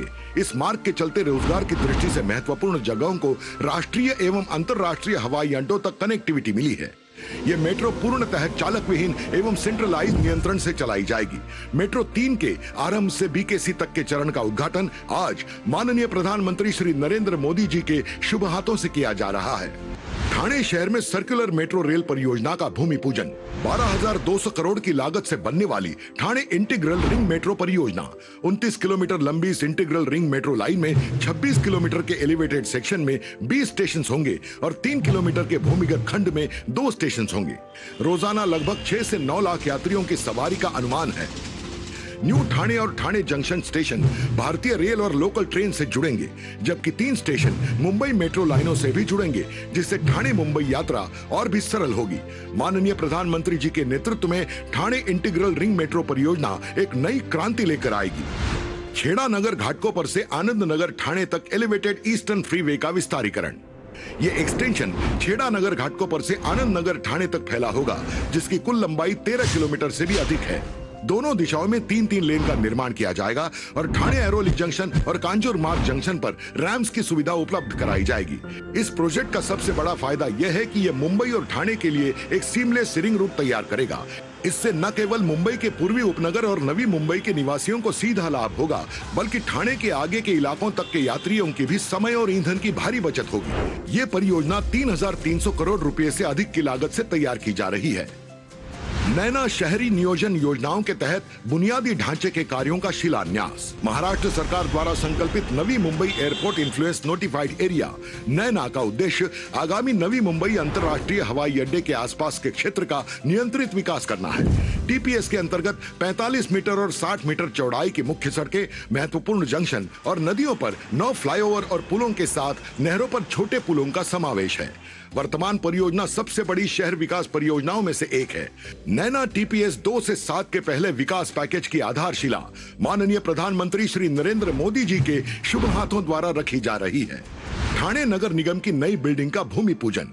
टीएमसी का विस्तृत क्षेत्र एवं सेवाओं में विस्तार देखते हुए टीएमसी अपने नए मुख्यालय की नींव रखने जा रही है। एक किले के स्वरूप इस वास्तु की रचना होने जा रही है। इस महत्वाकांक्षी परियोजना का केंद्र बिंदु एक विशाल 32 मंजिला इमारत होगी, जो इतिहास का महत्व और आधुनिक कार्य क्षमता दोनों का संगम दर्शाती है।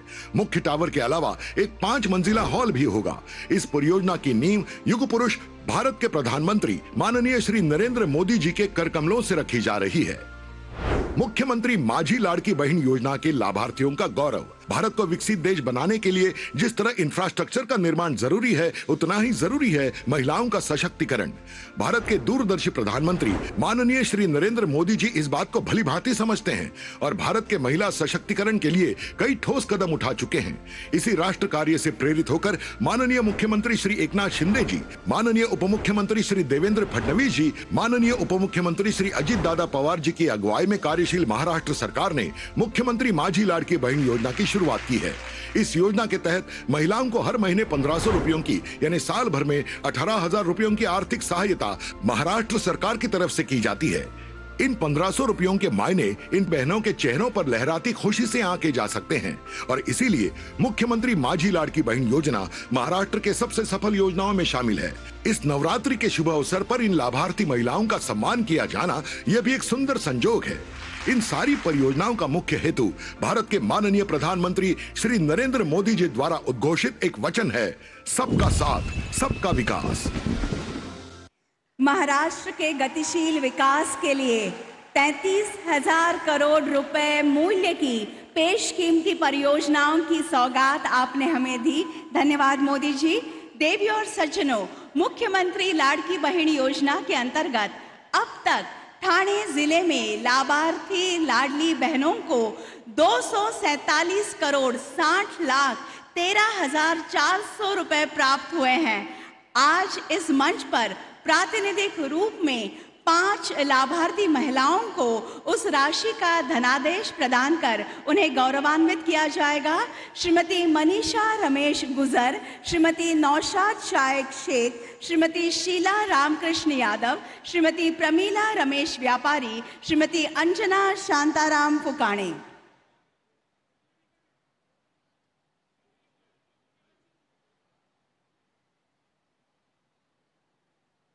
सर्व लाडक्या भावांनी आणि लाडक्या बहिणींनी आपल्या लाडक्या बहिणींसाठी जोरदार एकदा टाळ्या वाजवा।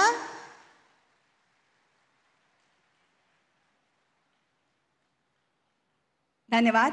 देवी और सज्जनों, राष्ट्र की उन्नति के लिए दिन रात एक करने वाले, देश की छवि अंतर्राष्ट्रीय स्तर पर उजागर करने वाले कर्मयोगी विकास पुरुष भारत के प्रधानमंत्री माननीय श्री नरेंद्र मोदी जी से मैं सविनय आग्रह करती हूं कि आज के इस अत्यंत आनंद के तथा महत्वपूर्ण अवसर पर वे अपनी ओजस्वी वाणी तथा बहुमोल विचारों से हमें अनुग्रहित करें।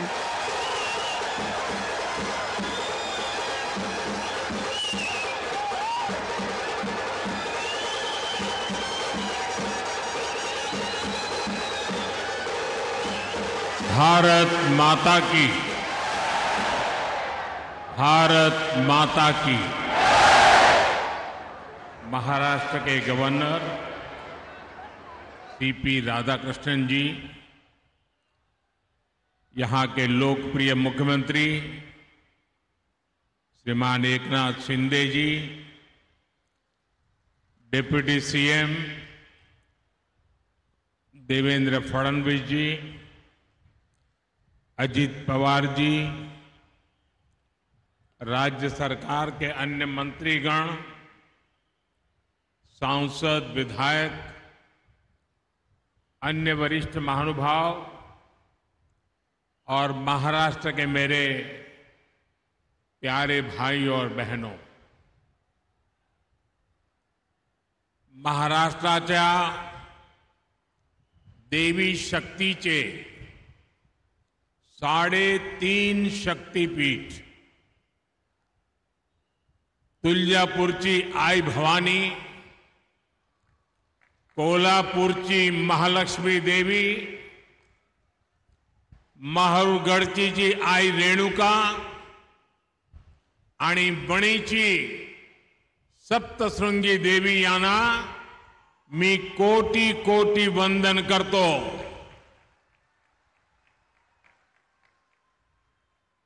मैं ठाणे की धरती पर श्री कोपिनेश्वर के चरणों में प्रणाम करता हूं। मैं छत्रपति शिवाजी महाराज और बाबा साहब आम्बेडकर को भी नमन करता हूं। भाइयों बहनों, आज एक मोठी आनंदाची बातमी घेऊन मी महाराष्ट्रात आलो आहे। केंद्र सरकारने आमच्या मराठी भाषेला अभिजात भाषेत दर्जा दिला आहे। ये केवल मराठी और महाराष्ट्र का ही सम्मान ऐसा नहीं है, ये उस परंपरा का सम्मान है जिसने देश को ज्ञान, दर्शन, अध्यात्म और साहित्य की समृद्ध संस्कृति दी है। मैं इसके लिए देश और दुनिया में मराठी बोलने वाले सभी लोगों को बधाई देता हूं। साथियों, नवरात्रि में मुझे एक के बाद एक अनेक विकास कार्यों के लोकार्पण और शिलान्यास का सौभाग्य भी मिल रहा है। ठाणे पहुंचने से पहले मैं वाशिम में था। वहां देश के 9.5 करोड़ किसानों को किसान सम्मान निधि जारी करने और कई विकास परियोजनाओं के लोकार्पण का अवसर मुझे मिला। अब ठाणे में महाराष्ट्र के आधुनिक विकास के कई बड़े कीर्तिमान गढ़े जा रहे हैं। मुंबई एमआरआर और महाराष्ट्र के विकास की ये सुपर फास्ट स्पीड, आज का दिन महाराष्ट्र के उज्जवल भविष्य की झलक दे रहा है। आज महायुति सरकार ने मुंबई एमएमआर में 30,000 करोड़ रुपए से ज्यादा के प्रोजेक्ट शुरू किए हैं। आज 12,000 करोड़ रुपए से ज्यादा की ठाणे इंटीग्रल रिंग मेट्रो का भी शिलान्यास हुआ है। नवी मुंबई एयरपोर्ट इन्फ्लुएंस एरिया यानी नैना प्रोजेक्ट, छेड़ा नगर से आनंद नगर तक elevated eastern freeway, Thane municipal corporation का नया मुख्यालय, ऐसे कई बड़े विकास कार्यों का भी आज शिलान्यास हुआ है। ये विकास कार्य मुंबई और ठाणे को आधुनिक पहचान देंगे। साथियों, आज ही आरए से बीकेसी मुंबई की एक्वा लाइन मेट्रो का शुभारंभ भी हो रहा है। इस लाइन का मुंबई के लोग काफी समय से इंतजार कर रहे थे। मैं आज जापान सरकार का भी आभार व्यक्त करना चाहता हूं। जापान ने जापानीज इंटरनेशनल कोऑपरेशन एजेंसी के जरिए इस प्रोजेक्ट में बहुत सहयोग दिया है। इसलिए ये मेट्रो एक तरह से भारत जापान मित्रता की भी प्रतीक है। भाइयों बहनों, ठाणे से बाला साहब ठाकरे को विशेष लगाव था। ये स्वर्गीय आनंद दिघे जी का भी शहर है। इस शहर ने देश को आनंदीबाई जोशी जैसी देश की पहली महिला डॉक्टर दी थी। आज हम इन विकास कार्यों के जरिए इन महान विभूतियों के संकल्प को भी पूरा कर रहे हैं। मैं इन सभी विकास कार्यों के लिए ठाणे मुंबई के सभी लोगों को, महाराष्ट्र के सभी लोगों को बधाई देता हूं। साथियों, आज हर देशवासी का एक ही लक्ष्य है, विकसित भारत। इसलिए हमारी सरकार का हर निर्णय, हर संकल्प, हर सपना विकसित भारत के लिए समर्पित है। इस लक्ष्य की प्राप्ति के लिए हमें मुंबई, ठाणे जैसे शहरों को फ्यूचर रेडी बनाना है। लेकिन इसके लिए हमें डबल मेहनत करनी पड़ रही है, क्योंकि हमें विकास भी करना है और कांग्रेस सरकारों के गड्ढों को भी भरना है। आप याद करिए, कांग्रेस और उसके सहयोगी मुंबई, ठाणे जैसे शहरों को किस तरफ लेकर जा रहे थे। शहर की आबादी बढ़ रही थी, ट्रैफिक बढ़ रहा था, लेकिन समाधान कोई नहीं था।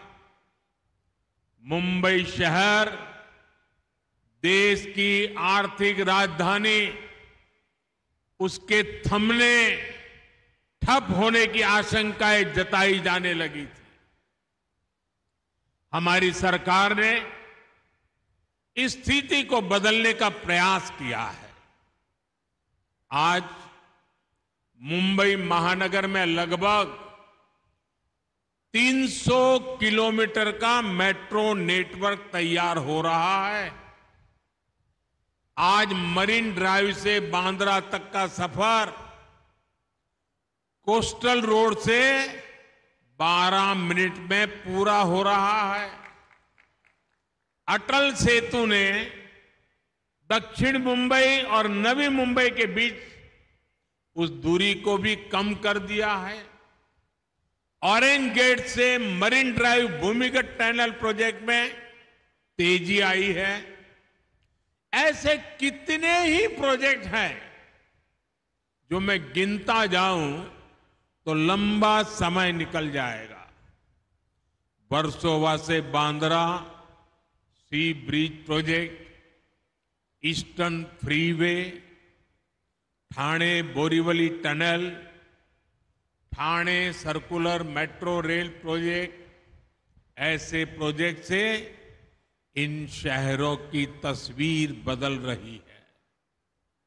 इसका बहुत बड़ा फायदा मुंबई के लोगों को होगा। इनसे मुंबई और आसपास के शहरों में मुश्किलें कम होगी। यहां रोजगार के नए मौके बनेंगे, यहां उद्योग धंधे बढ़ेंगे। साथियों, आज एक तरफ महायुति सरकार है जो महाराष्ट्र के विकास को ही अपना लक्ष्य मानती है। दूसरी ओर कांग्रेस और महाआघाड़ी वाले लोग हैं, उन्हें जब भी मौका मिलता है वो विकास के काम को ठप कर देते हैं। महाआघाड़ी वालों को विकास के कामों को सिर्फ लटकाना, अटकाना और भटकाना ही आता है। मुंबई मेट्रो खुद इसकी सबसे बड़ी गवाह है। मुंबई में मेट्रो लाइन 3 की शुरुआत देवेंद्र फडणवीस जी के मुख्यमंत्री रहते हुई थी। इसका 60% काम उनके कार्यकाल में हो भी गया था, लेकिन फिर महाआघाड़ी की सरकार आ गई। महाआघाड़ी वालों ने अपने अहंकार में मेट्रो का काम लटका दिया। 2.5 साल तक काम अटके रहने से प्रोजेक्ट की कीमत 14,000 करोड़ रुपए बढ़ गई। ये 14,000 करोड़ रुपया ये किसका पैसा था? क्या ये पैसा महाराष्ट्र का नहीं था? क्या ये पैसा महाराष्ट्र के नागरिकों का नहीं था? ये महाराष्ट्र के टैक्स पेयर्स की मेहनत का पैसा था। भाइयों बहनों, एक और काम पूरा करने वाली महायुति सरकार, दूसरी ओर विकास को रोकने वाले महाआघाड़ी के लोग। महाआघाड़ी ने अपने ट्रैक रिकॉर्ड से साबित किया है कि वो महाविकास विरोधी लोग हैं। इन्होंने अटल सेतु का विरोध किया था।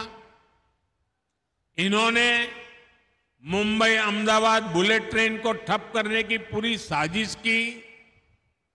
जब तक ये सत्ता में रहे, इन्होंने बुलेट ट्रेन के काम को आगे नहीं बढ़ने दिया।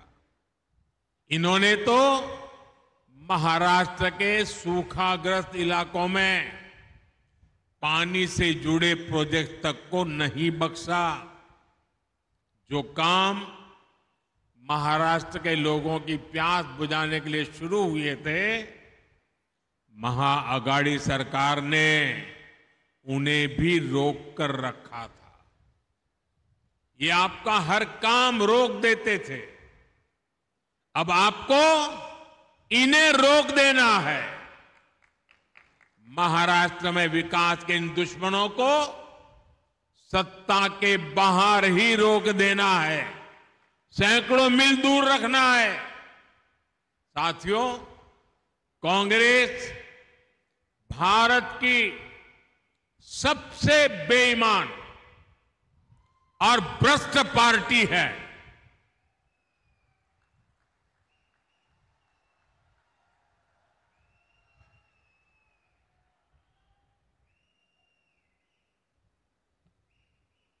चाहे कोई भी दौर हो, कोई भी राज्य हो, कांग्रेस का चरित्र नहीं बदलता। आप पिछले एक हफ्ते का हाल देख लीजिए।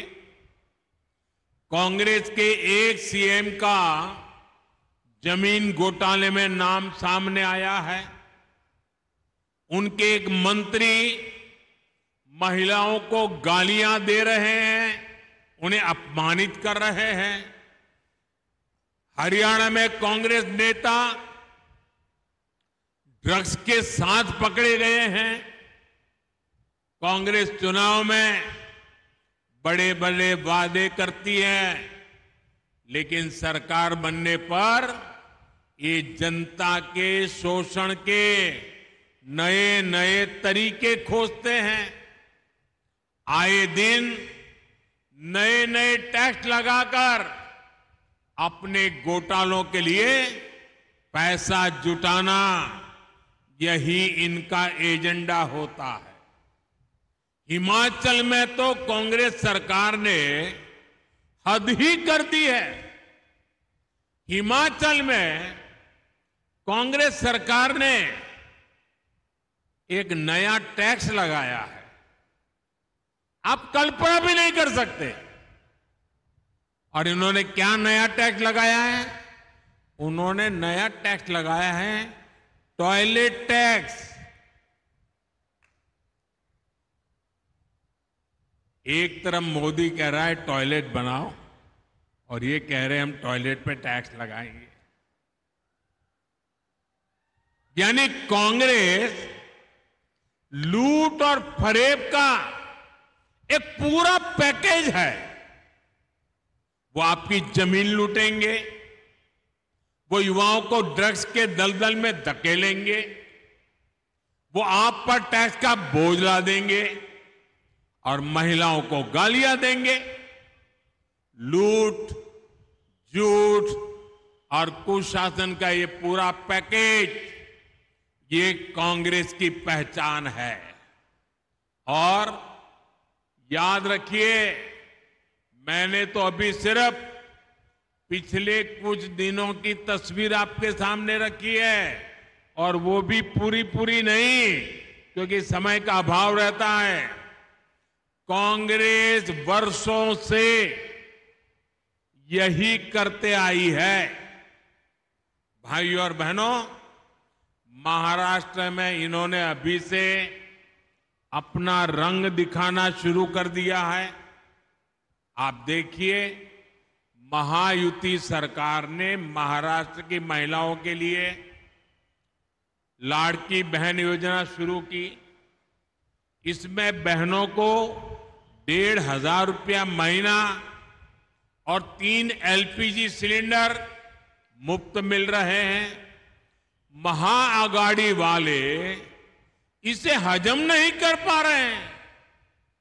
वो इंतजार में है कि उन्हें मौका मिले। महायुति की सरकार को अगर मौका मिला, जो मिलने वाला नहीं है, सबसे पहला काम ये शिंदे जी पर गुस्सा उतारेंगे और शिंदे जी ने जितनी योजनाएं बनाई हैं सब पर ताला लगा देंगे।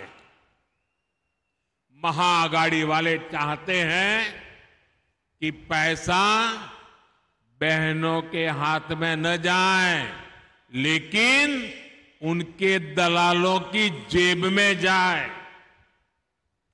इसलिए हमारी माताओं बहनों को कांग्रेस और महाआघाड़ी वालों से जरा ज्यादा ही सावधान रहने की जरूरत है। साथियों, कांग्रेस जब सत्ता में थी तो अक्सर ये सवाल पूछा जाता था कि कांग्रेस को देश के विकास से क्या तकलीफ है। लेकिन जब से ये लोग सत्ता से बाहर गए हैं, इस सवाल का जवाब इन्होंने खुद दे दिया है। आज कांग्रेस के असली रंग खुलकर सामने आ गए हैं। कांग्रेस को अब अर्बन नक्सल का गैंग चला रहा है। पूरी दुनिया में जो लोग भारत को आगे बढ़ने से रोकना चाहते हैं, कांग्रेस अब खुलकर उनके साथ खड़ी है। इसलिए अपनी घोर असफलताओं के बावजूद कांग्रेस सरकार बनाने का सपना देख रही है। कांग्रेस जानती है कि उसका वोट बैंक तो एक रहेगा, लेकिन बाकी लोग आसानी से बढ़ जाएंगे, टुकड़े हो जाएंगे। इसलिए कांग्रेस और उसके साथियों का एक ही मिशन है, समाज को बांटो, लोगों को बांटो और सत्ता पर कब्जा करो। इसलिए हमें अतीत से सबक लेना है। हमें हमारी एकता को ही देश की ढाल बनाना है। हमें याद रखना है, अगर हम बटेंगे तो बांटने वाले महफिल सजाएंगे।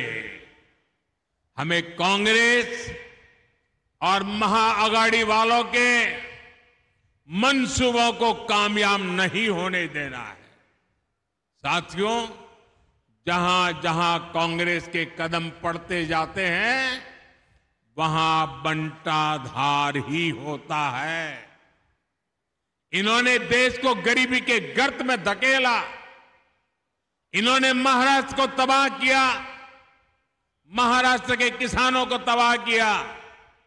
इन्होंने जिस किसी राज्य में सरकार बनाई उसे भी तबाह किया।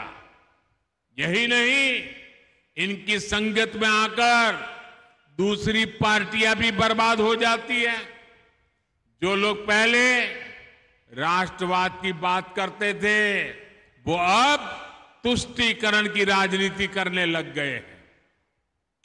आपको भी पता है, हमारी सरकार वक्फ बोर्ड के अवैध कब्जों पर बिल लेकर आई है। लेकिन तुष्टीकरण की राजनीति में कांग्रेस के नए नए चेले वक्फ बोर्ड क्या हमारे बिल का विरोध करने का पाप कर रहे हैं। ये कहते हैं वक्फ के अवैध कब्जों को हटने नहीं देंगे। यहां तक कि कांग्रेस के लोग वीर सावरकर जी के लिए अपशब्द बोलते हैं, उनका अपमान करते हैं। कांग्रेस के चेले तब भी उनके पीछे खड़े रहते हैं। आज कांग्रेस ऐलान कर रही है कि जम्मू कश्मीर में आर्टिकल 370 फिर वापस लागू करेंगे। और कांग्रेस के चेलों की बोलती बंद है।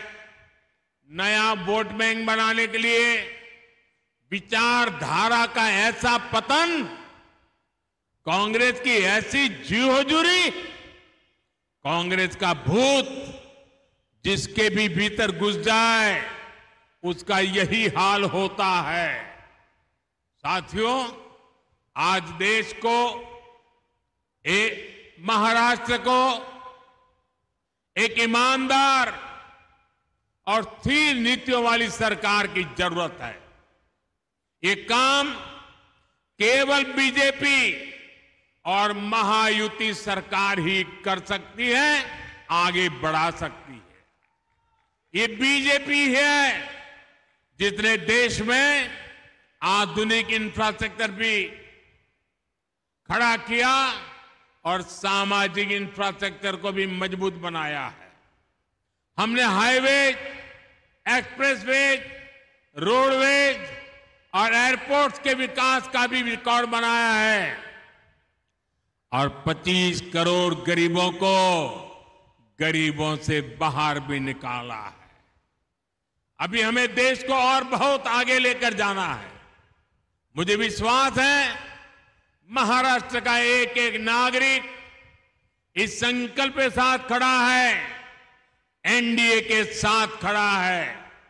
हम साथ मिलकर महाराष्ट्र के सपनों को पूरा करेंगे। इसी विश्वास के साथ मैं फिर एक बार आप सबको सभी विकास की परियोजनाओं के लिए, विकास के ढेर सारे कामों के लिए बहुत बहुत बधाई देता हूं। मेरे साथ बोलिए भारत माता की, भारत माता की, भारत माता की। बहुत बहुत धन्यवाद। आपका संबोधन पूंजी के रूप में प्रेरणा का स्रोत बना रहेगा। मैं हृदय की गहराइयों से आपके प्रति आभार प्रकट करती हूं। धन्यवाद।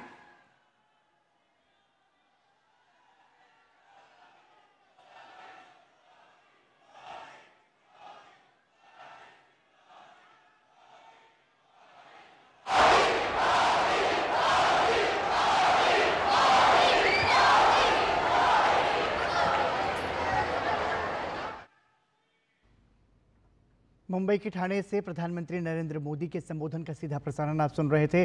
प्रधानमंत्री नरेंद्र मोदी ने महाराष्ट्र को हजारों करोड़ रुपयों की विकास परियोजनाओं की सौगात दी। प्रधानमंत्री ने कहा कि इससे महाराष्ट्र, विकसित महाराष्ट्र के विकास के साथ हम विकसित भारत का विकास करेंगे। अपने संबोधन में प्रधानमंत्री नरेंद्र मोदी ने जो बड़ी बातें कही उसमें आपको बता दें कि कई विकास कार्यों का शिलान्यास हुआ है, ये प्रधानमंत्री नरेंद्र मोदी ने कहा। साथ ही उन्होंने कहा कि विकास कार्य मुंबई और ठाणे को नई पहचान देंगे। प्रधानमंत्री नरेंद्र मोदी ने अपने संबोधन में जापान सरकार के प्रति एहसान व्यक्त किया, उनका आभार व्यक्त किया। प्रधानमंत्री ने कहा कि ठाणे को बाला साहेब को ठाणे से विशेष लगाव था। विकास कार्यों के लिए ठाणे, मुंबई और महाराष्ट्र के लोगों को प्रधानमंत्री नरेंद्र मोदी ने बधाई दी। साथ ही प्रधानमंत्री ने मुंबई ठाणे को फ्यूचर रेडी बनाना है, ये बात कही। साथ ही प्रधानमंत्री ने कहा कि मुंबई महानगर में 300 किलोमीटर का मेट्रो नेटवर्क तैयार हो रहा है, जो कि मुंबई के आर्थिक विकास को भी साकार रूप देगा। प्रधानमंत्री नरेंद्र मोदी ने अपने संबोधन में कहा, एक तरफ महायुति सरकार है जिसका लक्ष्य महाराष्ट्र का विकास करना है, तो वहीं प्रधानमंत्री ने विपक्ष पर जनता के हितों को अनदेखा करने का आरोप लगाया। कांग्रेस और महाअघाड़ी को घेरते हुए प्रधानमंत्री ने कहा कि महाअघाड़ी और कांग्रेस को देश की सत्ता से दूर रखना होगा। ये अपील प्रधानमंत्री नरेंद्र मोदी ने की। प्रधानमंत्री ने कहा कि कांग्रेस नेता चुनावों में बड़े बड़े वादे करते हैं लेकिन उन पर कभी भी अमल नहीं करते। उन्होंने यह भी कहा कि हिमाचल में कांग्रेस ने नया टैक्स लगाकर जनता को परेशान किया है। प्रधानमंत्री नरेंद्र मोदी ने महाराष्ट्र के विकास को रोकने में महाअघाड़ी और कांग्रेस को जिम्मेदार ठहराया। उन्होंने कहा कि कांग्रेस लूट और फरेब का चलता फिरता रैकेट है। प्रधानमंत्री ने कहा कि महाअघाड़ी वालों को विकास को अटकाना, लटकाना और भटकाना आता है। उन्होंने कहा कि कांग्रेस ने महाराष्ट्र में भी जनता को अनदेखा दिया है। तो ये तमाम सारी बड़ी बातें प्रधानमंत्री नरेंद्र मोदी ने अपने संबोधन में कही। उन्होंने कहा कि कांग्रेस ने महाराष्ट्र को केंद्र की योजनाओं को लागू नहीं करने दिया। महाराष्ट्र की जनता को विकास से दूर रखने में कांग्रेस और महाअघाड़ी दोनों जिम्मेदार है। उन्होंने कहा कि कांग्रेस जब से सत्ता से बाहर है तो सच्चाई जनता के सामने है। साथ ही प्रधानमंत्री नरेंद्र मोदी ने यह भी कहा कि कांग्रेस भारत की अब तक की सबसे बेईमान और भ्रष्ट पार्टी है। चाहे कोई सा भी दौर रहा हो, कांग्रेस का चरित्र नहीं बदला है। तो प्रधानमंत्री नरेंद्र मोदी ने एक तरफ जहां पूरे महाराष्ट्र को हजारों करोड़ रुपयों की विकास परियोजनाओं की सौगात दी, तो वहीं कांग्रेस और महाअघाड़ी राजनीतिक दल को जमकर घेरा। इसी के साथ समाचार में अभी के लिए इतना ही, लेकिन देश और दुनिया की बाकी खबरों के लिए देखते रहिए डीडी न्यूज। नमस्कार।